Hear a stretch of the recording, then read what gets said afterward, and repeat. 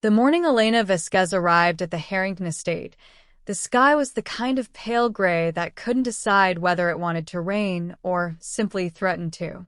She stood at the service entrance with her daughter balanced on her left hip, a worn canvas tote bag hanging from her right shoulder, and the particular expression of a woman who had learned long ago that the world rarely offered her the luxury of falling apart in public. Lily was 3 years old and already possessed the unsettling awareness of a child who had spent most of her short life watching her mother navigate impossible situations. She had her mother's dark eyes, deep brown, almost black, the kind that caught light and held it, and she had her absent father's stubborn chin, a feature Elena had made her peace with mostly. Lily pressed her small face against her mother's neck and said nothing, which was unusual. Lily almost always had something to say. "You must be the new domestic hire," said a woman named Patricia, the estate's head housekeeper, who appeared at the door with a clipboard and the efficient warmth of someone who had welcomed and dismissed dozens of staff members and had learned to reserve her emotional investment accordingly. She was in her late 50s, silver-haired, sharp-eyed, and, Elena would come to learn, secretly one of the kindest people she had ever met. "Elena Vasquez," Elena confirmed. "And this is Lily." The agency said the live-in arrangement allowed for children under 5, yes. Patricia glanced at Lily, who had turned her head to study Patricia with the focused intensity of a scientist observing a new specimen. "Hello there, little one. You have a pen on your shirt," Lily said. Patricia looked down. There was, indeed, a small ink stain on her collar that she had apparently missed. She blinked, then laughed, a genuine, surprised sound. "So I do. Sharp eyes." Elena felt the familiar cocktail of pride and anxiety that accompanied most of Lily's social interactions. Her daughter was not a difficult child. She was simply extraordinarily present, extraordinarily observant, and extraordinarily unfiltered in a world that generally preferred children to be seen and not heard, and certainly not correct about things in front of adults who hadn't asked for their opinions. The Harrington estate was the kind of place that made you understand on a cellular level the distance between your life and someone else's. It sat on 40 acres in Connecticut, and the main house had 14 rooms, a library that smelled of old mahogany and paper, a kitchen larger than the entire apartment Elena had shared with her mother and 2 sisters in Philadelphia growing up, and windows, everywhere enormous windows, that made the gray morning light feel almost cinematic. Elena had worked as a domestic professional for 6 years. She had cleaned houses, managed households, cared for elderly parents, organized estates during probate, and once, memorably, helped a grieving widower sort through 40 years of his late wife's belongings over the course of 3 weeks, crying silently alongside him when the work required it. She was good at her job. She was good at reading rooms, reading people, making herself useful without making herself conspicuous. What she was not prepared for was Nathaniel Harrington himself. She had known, of course, that he was young. The agency had mentioned it. 33, they'd said, inherited the family's real estate empire at 28 when his father died unexpectedly, and had not merely maintained it, but expanded it into something that appeared regularly in financial publications, and was discussed in terms that Elena didn't entirely understand but recognized as significant. She had expected someone polished and distant and slightly impatient, the way very wealthy, very busy young men often were when they passed through rooms where staff members were working. She had not expected him to be sitting on the kitchen floor. He was there when Patricia led her through the house for the initial orientation tour, cross-legged on the terracotta tile, laptop balanced on his knees, a half-eaten piece of toast abandoned beside him, still in what appeared to be yesterday's clothes. He had dark hair that needed cutting, the shadow of several days' beard, and the expression of someone who had been awake for too long trying to solve a problem that kept changing shape. He looked up when they entered. His eyes were gray, Elena noticed, not cold gray, not the dismissive gray of a man who has never had to consider other people's circumstances, but the complicated gray of someone carrying something heavy and not entirely sure how to set it down. "This is Elena Vasquez, sir," Patricia said. "She'll be joining us on the residential staff." Nathaniel Harrington looked at Elena. Then he looked at Lily, who had craned her neck around from her mother's shoulder to look at him. "Hi," said Lily. "Hi," he said. "Why are you on the floor?" There was a pause. Patricia made a small sound of professional distress. Elena opened her mouth to redirect her daughter, but Nathaniel spoke first. "The table felt too far away," he said, with complete seriousness. Lily considered this.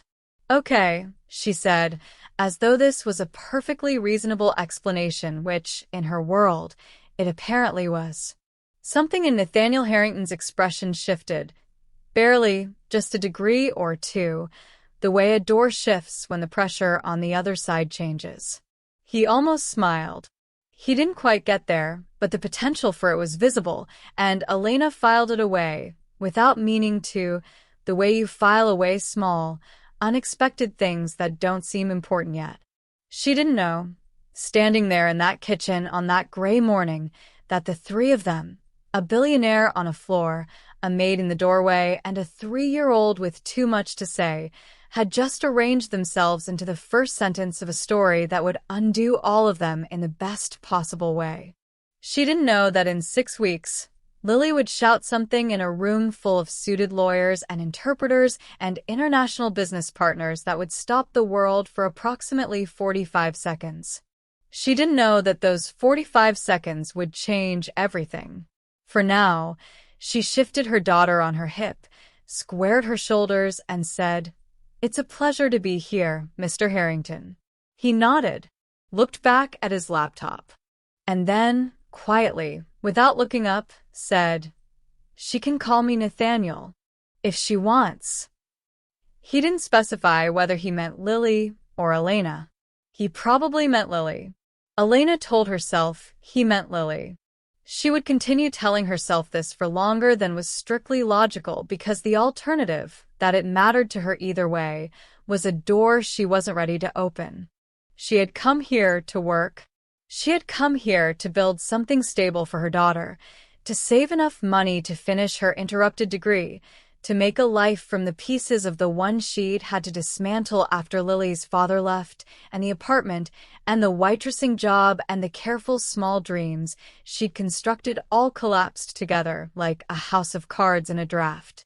She had not come here to notice the color of a billionaire's eyes.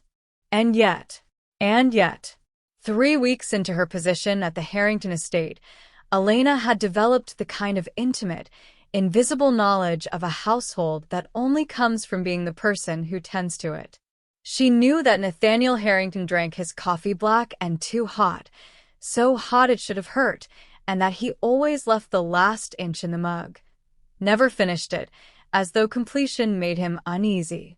She knew he worked until 2 or 3 in the morning most nights, that the lights in his study burned like a lighthouse across the dark lawn, and that he was often already back at his desk when she arrived in the kitchen at 6 to start breakfast preparations. She knew he had a habit of reading physical newspapers despite having access to every digital information source imaginable, and that he folded them with the focused precision of a man who needed at least one thing in his life to stay in the shape he put it. She knew, too, that he was lonely in the particular way that very accomplished, very guarded people are lonely, not for lack of company, because the estate had regular visitors, business associates, the occasional old friend from the life he lived before his father's death rewrote everything, but lonely in the deeper sense, the way you can be lonely in a crowded room because no one in it is actually seeing you. Lily saw him. This was the remarkable and slightly alarming thing. Lily, who was 3 and had no diplomatic filter and no understanding of the social architecture that adults construct to protect themselves, had decided that Nathaniel Harrington was interesting and proceeded to treat him accordingly, which is to say, as though he were simply a person, neither elevated nor intimidating, just a person who happened to be around and who was, in Lily's estimation, worth paying attention to. It started small. Lily would carry things to him. A crayon drawing of what she described as a horse, but also kind of a dog. A smooth stone she'd found in the garden that she considered noteworthy for reasons she couldn't fully articulate. A picture book she wanted someone to read, held out to him on one occasion when Elena was occupied and Patricia was unavailable, with the calm expectation of someone who doesn't yet know that some people aren't supposed to be asked. The first time it happened, Elena came around the corner from the laundry room to find Nathaniel Harrington sitting in the library armchair reading Lily a picture book about a small bear who loses his favorite button. He was reading it with complete seriousness. Lily was sitting on the ottoman across from him, legs dangling, chin resting in both hands, wholly absorbed. Elena stood in the doorway for a moment, not breathing. She should have intervened. She should have apologized, collected Lily, explained that her daughter knew better than to bother the man who employed them. She had the words ready. She'd used versions of them before, in other houses, other arrangements, the constant small work of making her child's presence acceptable to people who hadn't signed up for it. But Nathaniel finished the page, and Lily said, "Why does he love the button so much?" And Nathaniel said, without hesitation, "Because it was the first thing that was just his." And Lily said, "Oh," in the way she said "oh" when something landed cleanly in her understanding, and Elena discovered she had completely lost track of what she'd been about to say. She retreated quietly. She told herself this was a one-time thing. It was not a one-time thing. Over the following days, a pattern established itself so gradually and naturally that Elena couldn't have identified the exact moment it became a pattern rather than a series of coincidences. Nathaniel, who ate most meals alone at his desk or standing over the kitchen counter, began appearing in the kitchen at the table around the time Elena was feeding Lily breakfast or lunch. He didn't announce this.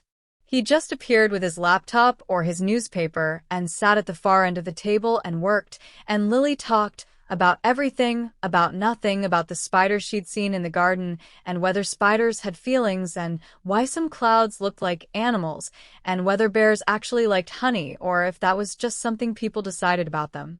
Nathaniel, Elena noticed, listened.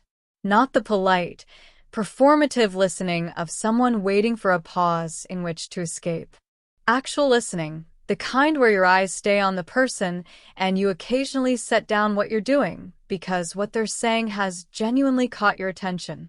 Once, Lily asked him what he did for work, and he said, "I buy buildings and fix them and sell them mostly," and Lily said, "Like Legos," and he paused and said, "A little bit like Legos," and Lily said, "I'm good at Legos," and he said, "I believe you," with an earnestness that Elena felt in her sternum for reasons she refused to examine. She was careful about those reasons. She was very careful. She had learned, through the specific education of a painful marriage and a more painful dissolution and the years of rebuilding that followed, to be careful with the parts of herself that were still tender. She was 28 years old and she had a daughter and a plan and a very clear understanding of what her life needed to look like, and it did not look like, it could not afford to look like whatever warm, inconvenient feeling occasionally surfaced when Nathaniel Harrington glanced up from his newspaper and caught her eye across the kitchen. And yet the house had a way of creating proximity. It was a large house, but there were hours, early mornings, late evenings when the other staff had gone, when it shrank. When it was just Elena moving through rooms, just Lily asleep in the small bedroom they shared in the staff quarters, and just Nathaniel in his study or his library, and the quiet between them had a quality she couldn't name and didn't let herself name. It was during one of those evenings that he first mentioned the South Korean deal. He was in the kitchen when she came to finish the day's final tasks, sitting at the table with a glass of water and a folder of documents, looking like a man who had been staring at the same problem from every angle and found it frustrating from all of them. She moved around the kitchen with the economy of motion she developed over years, and she might have passed the evening in their usual comfortable silence except that he said, abruptly, "Do you speak any other languages?" She looked up. Spanish. Conversationally. Some French from college. He nodded slowly. What about reading people? Can you tell when someone isn't being straight with you? It was an odd question. She considered it honestly. Usually, she said. Lily's better at it than I am. Something flickered across his face, not quite amusement, but adjacent to it. I'm starting to believe that. He looked back at the documents. I have an international deal closing in 2 weeks. Business partners from Seoul. We've been working through an interpreter, a firm my legal team hired. Something about the negotiations is felt. He trailed off. Off. Elena offered.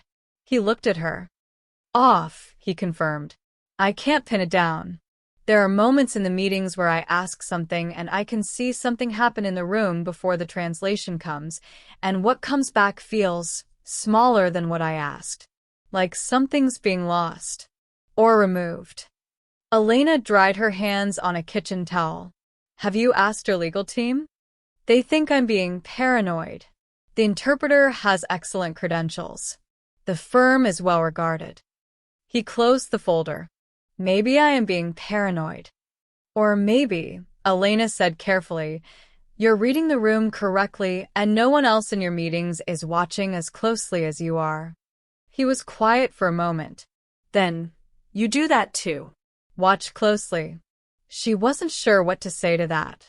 She settled for, comes with the job.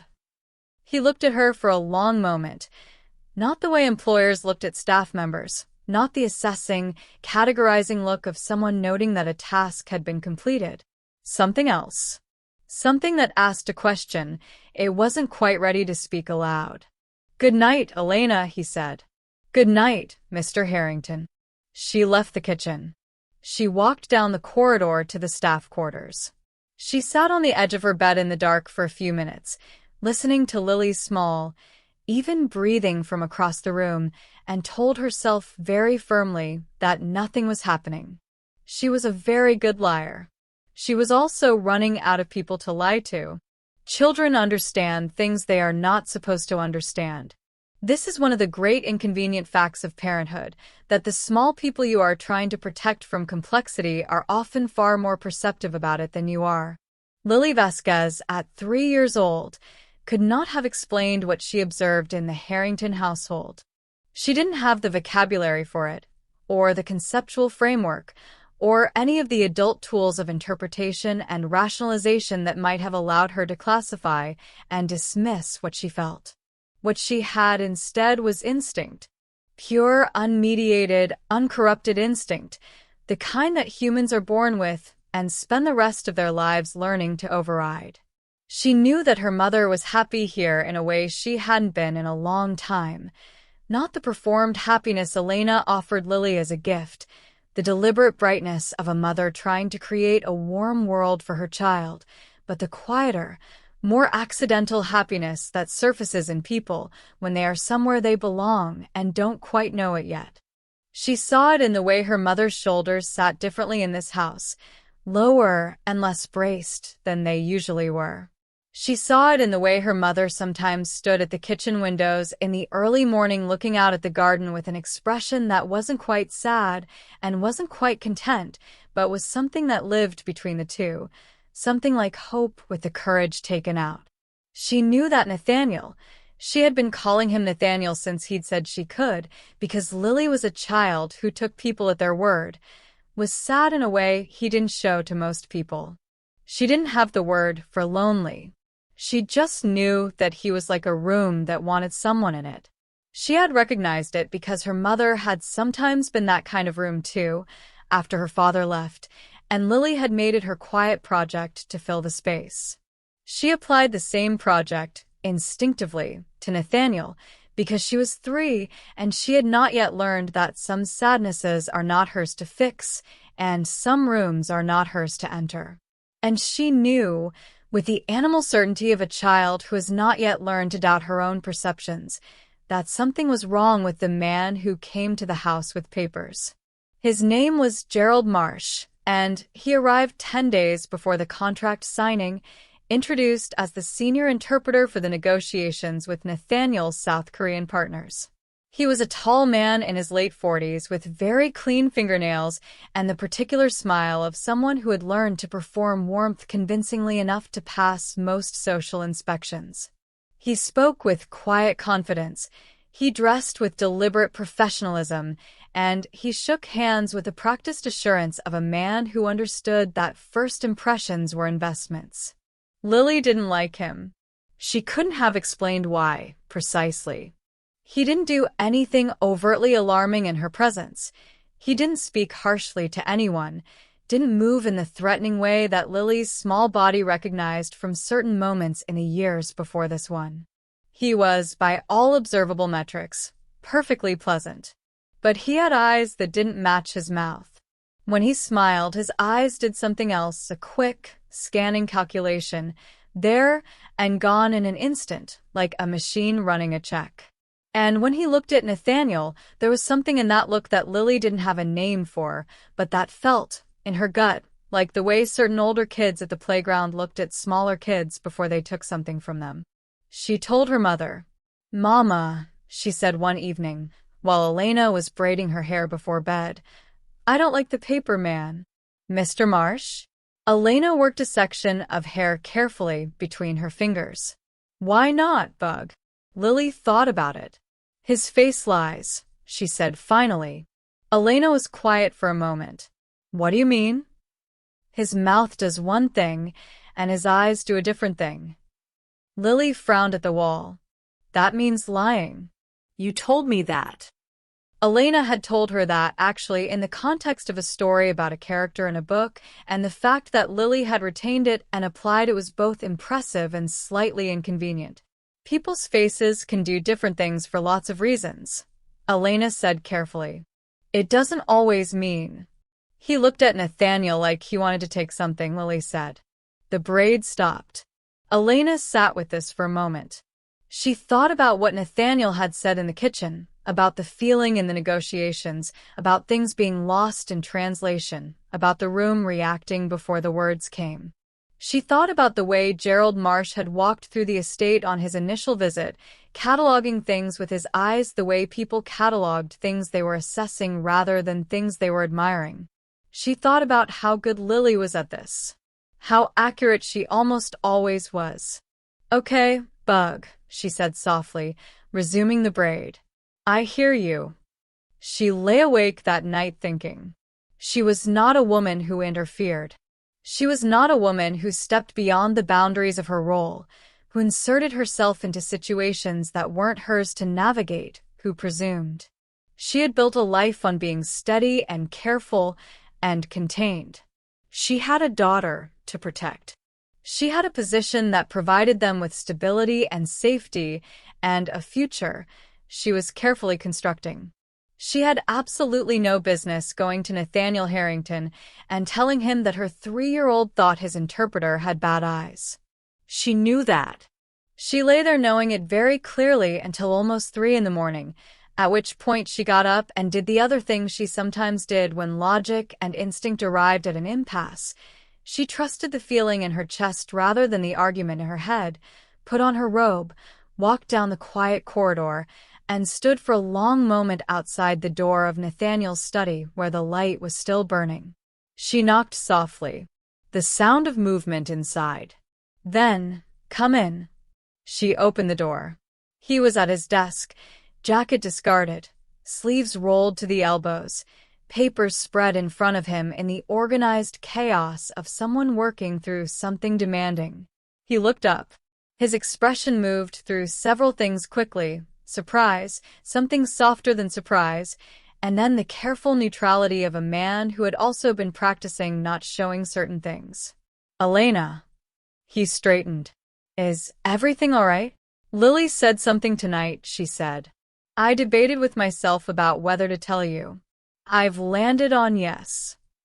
She took a breath. "She doesn't trust your interpreter." She said his face lies.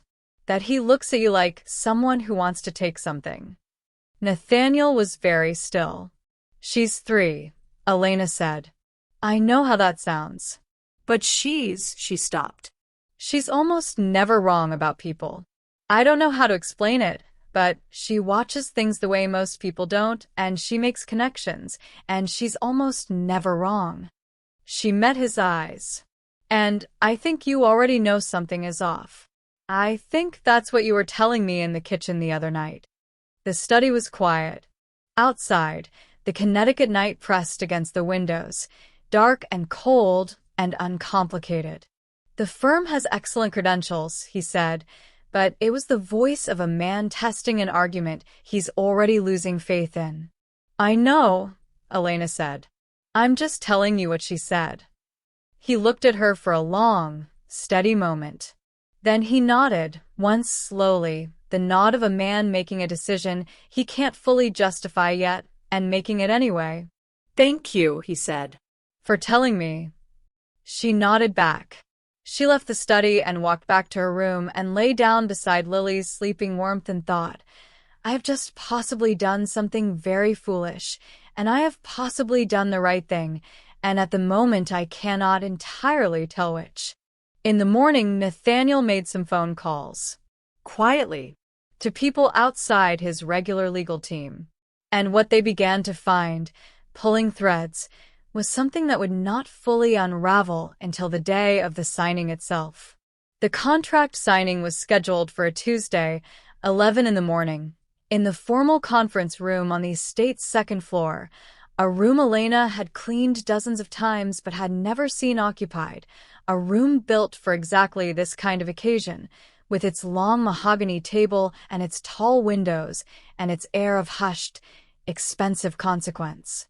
Nathaniel's legal team arrived at 9. His South Korean partners, 3 men named Jiho, Sungmin, and Dr. Yoon, who was the eldest and the most senior and whose English was actually quite good, Elena noted, though Gerald Marsh had presented them all as needing comprehensive interpretation, arrived at 9:30, courteous and formal, and carrying the particular careful energy of people engaged in very large business with someone they were still calibrating. Elena had no reason to be on that floor that morning. Her responsibilities didn't extend to the formal rooms during business events. Patricia had made that clear during orientation, and Elena had never had any desire to overstep it. She had planned to spend the morning in the laundry room and the lower kitchen, keeping Lily occupied with the portable art supplies they kept in a basket for exactly this purpose. The problem was Lily. Lily had woken up that morning with a quiet intensity that Elena recognized and had learned to take seriously. She'd eaten her breakfast without her usual conversation, which was so unusual it was almost alarming. She had sat at the kitchen table with her crayons and drawn, methodically and with great concentration, something that might have been a person with a very large nose, and then set it aside and sat looking at her hands. Bug, Elena said, crouching beside her. What's going on in that head? Lily looked up. The paper man is here today? Elena hesitated. Yes. And Nathaniel is going to sign something? That's his business, sweetheart, not ours. Lily looked at her for a long moment with those dark, fathomless eyes. Something's going to be wrong, she said. You can't know that. I know it, Lily said simply. Elena spent the next hour telling herself, at regular intervals, that she was a grown adult woman, and she was not going to restructure her morning based on the premonition of a toddler, no matter how frequently said toddler was correct. She was very firm about this. She was extremely firm. She was almost convincingly firm, right up until approximately 10:50, when she picked up a stack of linens that needed to go to the upstairs closet because they genuinely did. She genuinely had been planning to do it. It was on her list. And she picked up Lily as well, settled her on her hip, and headed upstairs. The conference room door was ajar. She could hear voices, Nathaniel's, measured and tightly controlled, the voices of the Korean partners, which she couldn't understand, and Gerald Marsh's, smooth and confident, translating in both directions with the comfortable authority of a man in possession of the only bridge. She stood in the corridor. She was not going in. She was going to put the linens in the closet, which was 3 doors down, and then she was going to go back downstairs, and whatever happened in that room was not her business. And then she heard Nathaniel say something, a specific clause, a number, a condition, and she heard Gerald Marsh translate it, and she heard Dr. Yoon respond in Korean, and she heard Gerald Marsh translate the response, and the translation was smooth and unhesitating and completely professional. And Lily went absolutely rigid on her hip. Elena looked at her daughter. Lily was staring at the door with an expression Elena had never seen on her face before. Focused, certain, and absolutely galvanized. The expression of a child who has just heard something and knows, in every cell, that it is wrong. "Mama," Lily whispered. "That's not what he said." Elena's blood went very still. "What?" "The Korean man." Lily's eyes were wide and fixed on the door. "He said something different." The paper man said different words. "Lily, you don't speak." "I know some," Lily said. And Elena, in a flash, remembered. The Korean family 3 houses down from their old apartment. The grandmother who had loved Lily and spoken to her in Korean constantly over the fence while Elena had gardened. The months of exposure. The way children absorbed language like water into soil. The way Lily remembered everything. From inside the room. "All right." Nathaniel's voice. "Let's move to the signing." The sound of papers being arranged. The specific, weighted quiet of a room moving toward an irreversible moment. And Lily, 3 years old, 11 pounds of conviction on her mother's hip, opened her mouth. "Your translator is lying." The words came out with the full volume and absolute certainty of a child who has never learned that there are rooms she's not supposed to speak into. They rang down the corridor, clear as a bell struck in a silent church, and in the conference room, every single sound stopped. Elena stood in the hallway, unable to move, unable to breathe, holding her daughter and feeling the world pivot on this single, terrible, perfect moment. The door opened. Nathaniel stood in the frame.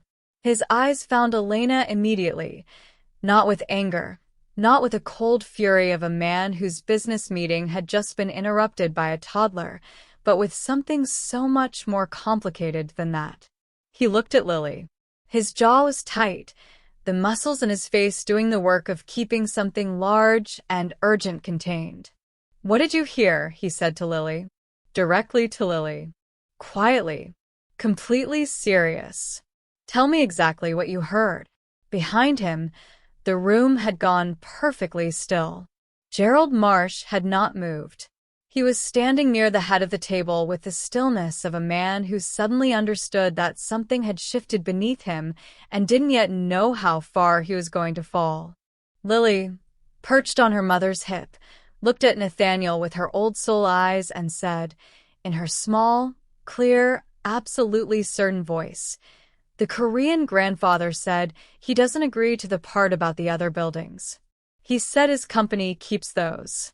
But the paper man said, he said yes to everything. The silence that followed was the specific silence of a truth landing in a room full of people who are only now understanding the size of what they almost missed. Dr. Yoon, from somewhere behind Nathaniel, said something in Korean. Then, carefully, in accented but entirely functional English, "The child is correct."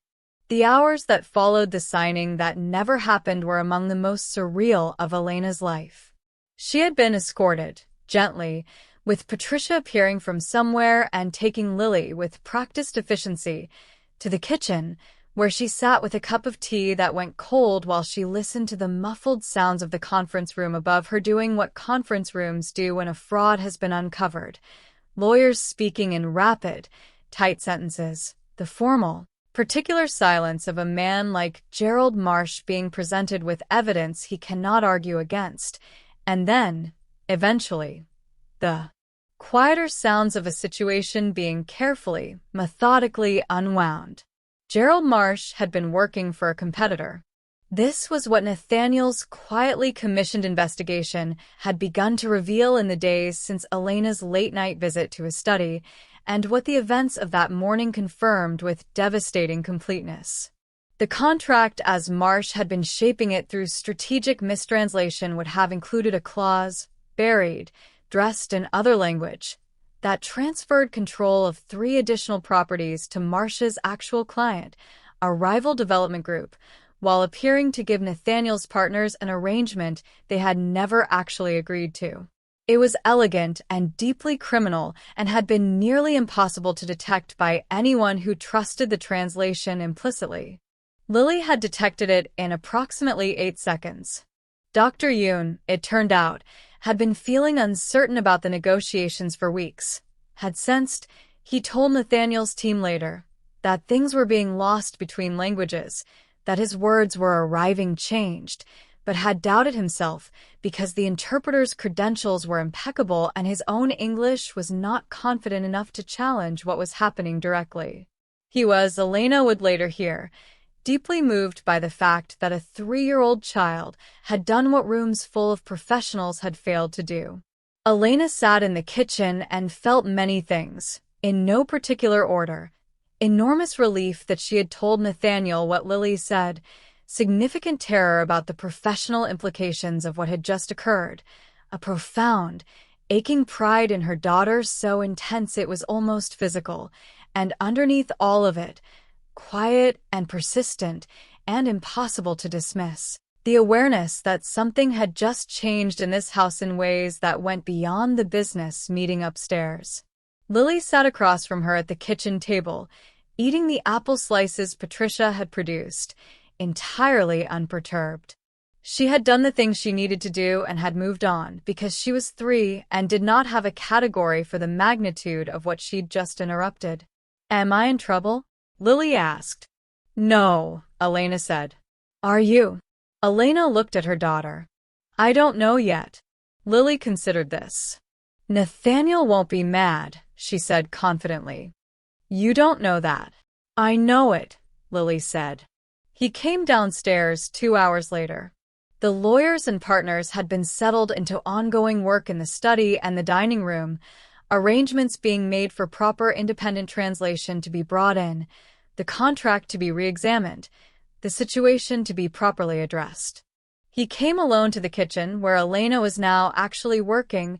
She had needed something to do with her hands, some activity to occupy the part of her brain that was spinning, and he stood in the doorway for a moment, looking at her. She stopped. She turned. She met his eyes. "Lily," he said, "could I have a word with your mom?" Lily looked at him assessingly. "Are you going to say something nice?" A sound moved through him. Almost a laugh, something that started as a laugh and was too full of other things to arrive cleanly. "I hope so," he said. Lily slid off her chair. "Okay," she said, and walked out of the kitchen with the composure of someone who has done their part and is happy to leave the rest to others. Nathaniel came the rest of the way into the kitchen. He stood on his side of the room, and Elena stood on hers, and the space between them had the charged, particular quality of air before a storm that's going to be the useful kind, not destructive but necessary, the kind that clears something. "I owe you an apology," he said. Elena blinked. That was not what she'd expected. "For what?" "For the position I put you in. When you came to my study to tell me what Lily said," he stopped. Ran a hand through his hair, a gesture she had catalogued without meaning to as something he did when he was pushing through the edge of his composure. "You took a risk to do that. You could have decided it wasn't your business. You could have decided I'd think you were ridiculous, or worse, use it as a reason to let you go. You told me anyway." "I thought you should know," she said. "And I sent my team on a quiet investigation instead of trusting you enough to tell you what I was doing or what I found. And I let the meeting today proceed without being certain, because being certain required," he paused. "It required admitting that the most reliable intelligence I had came from your 3-year-old, and I wasn't entirely sure how to act on that without sounding unhinged. Elena felt something loosen in her chest. Something she had been holding tight for days, for weeks, maybe for years. "She's pretty reliable," she said. "She's extraordinary." He said it simply, with complete sincerity. "You both are." The kitchen was very quiet.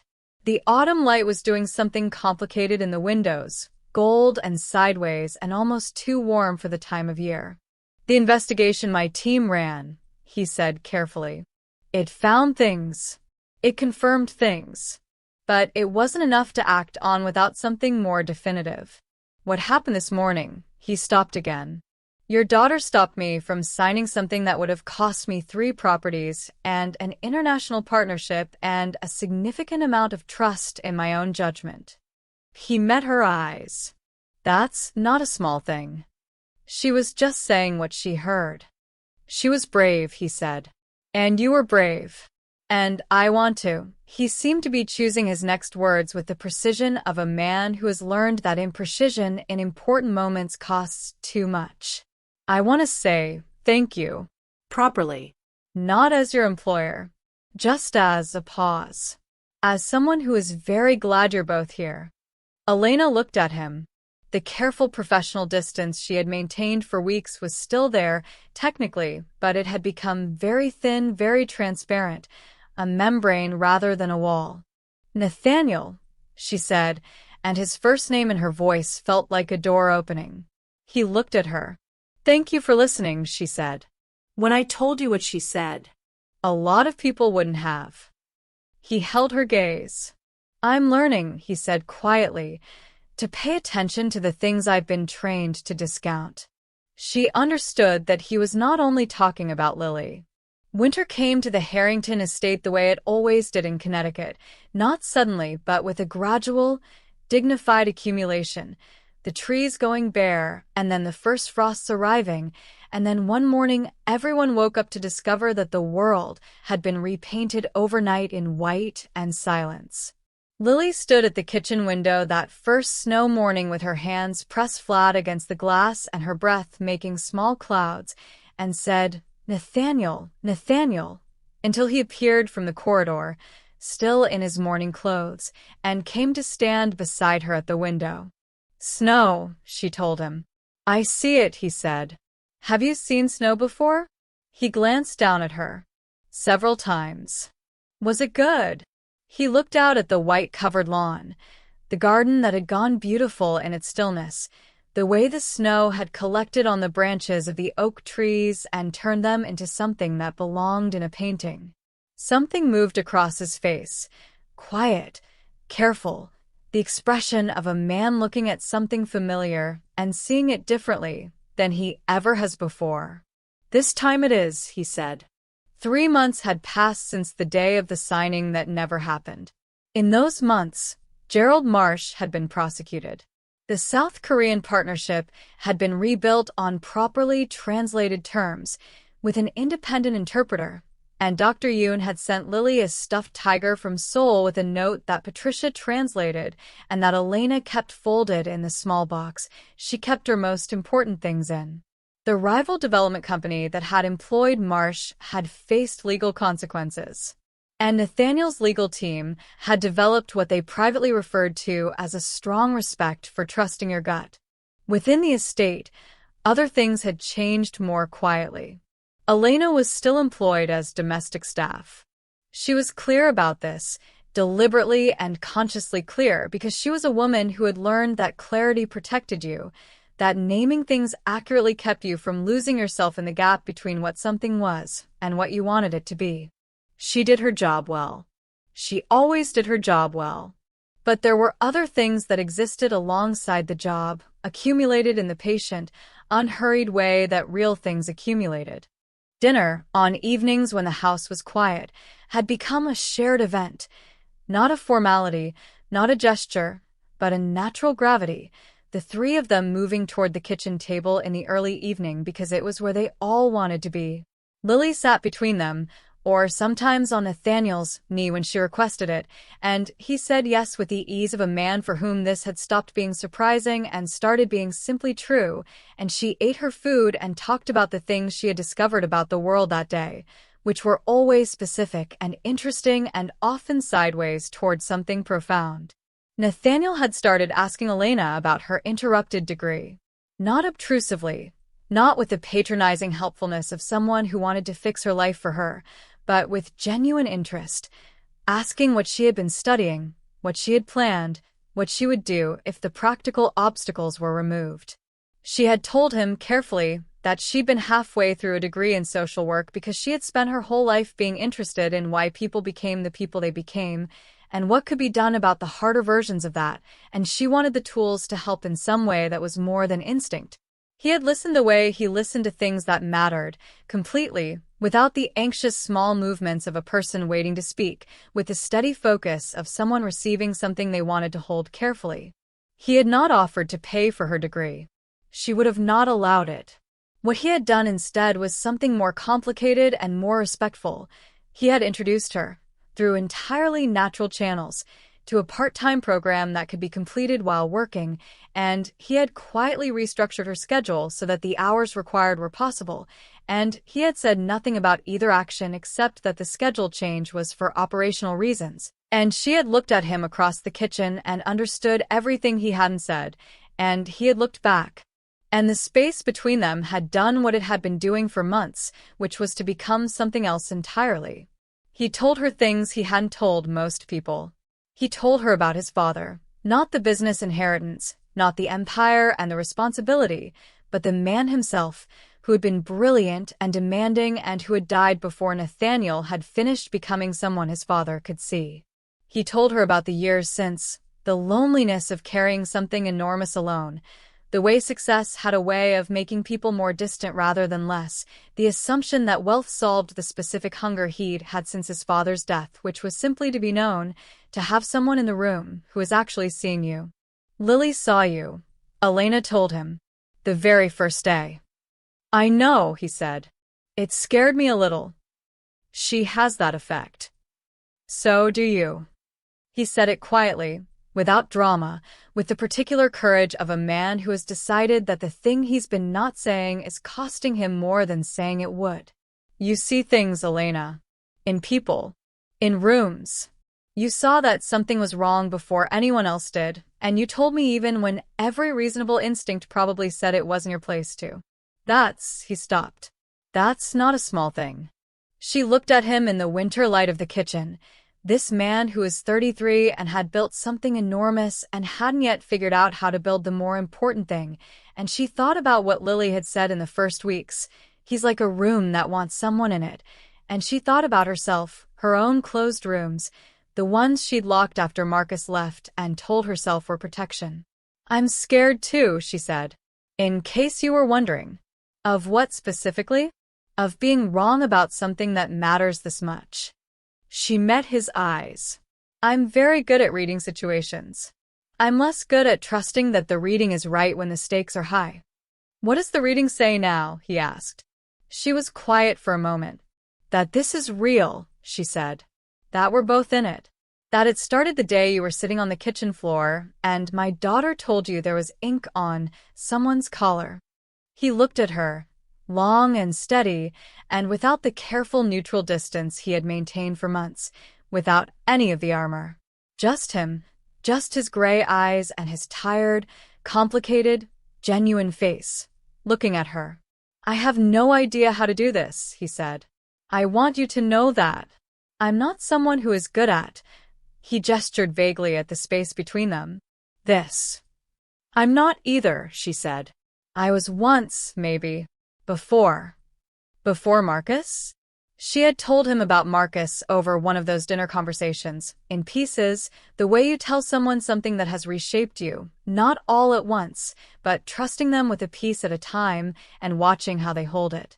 He had held every piece carefully. Before I learned to protect myself more than I let myself want things, she said. He nodded slowly. He reached across the table. They were at the kitchen table, always the kitchen table, where everything important in this house seemed to happen, and put his hand over hers. She looked down at his hand. His hand over hers. The simplest gesture. The most complicated gesture. The thing that she had been trying for months to not want and had wanted anyway. She turned her hand over. Held his.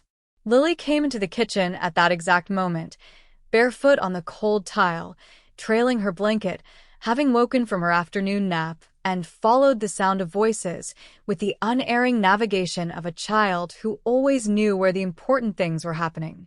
She looked at the table. She looked at her mother's hand in Nathaniel's hand. She looked up at both of them with those ancient, careful eyes. "Good," she said, with complete satisfaction. And then she climbed onto Nathaniel's lap, pulled her blanket around herself, and closed her eyes, settling in with the absolute certainty of someone arriving somewhere they were always supposed to be. Nathaniel looked at Elena over the top of Lily's head. Something in his face had come undone in the best possible way. The guard was down. The careful distance was gone, and what was underneath it was simply him. 33 years old, carrying too much for too long, finally in a room where someone was seeing him clearly. Elena felt her eyes sting. She did not look away. Outside the windows, the snow was still falling, quiet and patient and relentlessly soft, covering all the sharp edges of the world in something clean. The kitchen was warm. The three of them were at the table.